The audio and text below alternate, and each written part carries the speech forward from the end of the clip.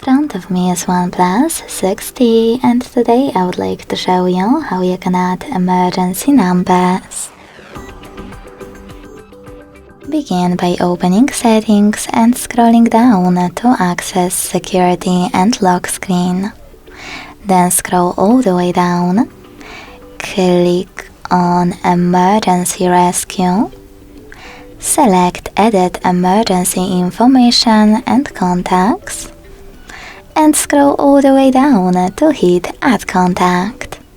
Then tap on the one that you wish to add and do exactly the same with all the other ones you need. If you want to remove one of them, hit this X next to the one that you wish to get rid of and confirm your choice in the pop-up. When you finished, click on this check mark at the top right corner. Thanks so much for watching. If you enjoyed this video, leave a like, comment and subscribe. Bye!